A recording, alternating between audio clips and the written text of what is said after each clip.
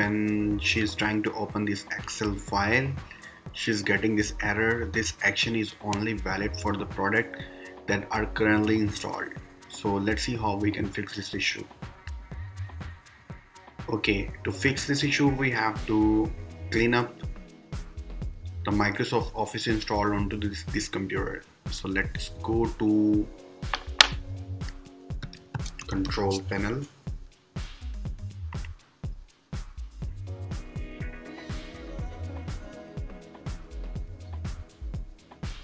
and then program and features, and select the Microsoft Office. First we have to check if the user have valid subscriptions. www.office.com,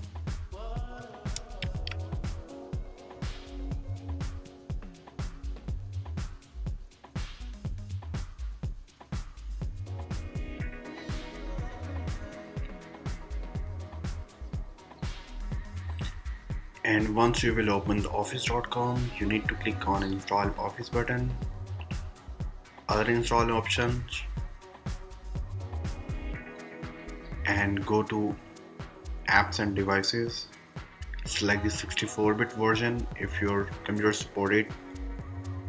Click on install button, and first you have to remove your previous one. This one, uninstall. Yes.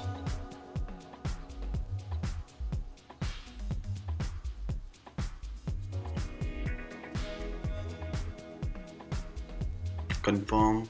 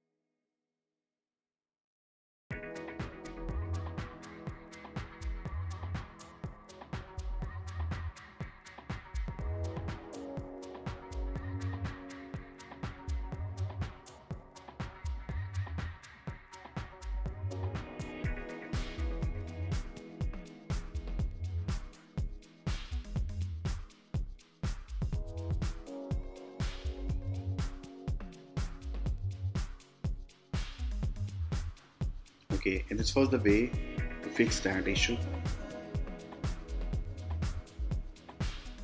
Thanks for watching.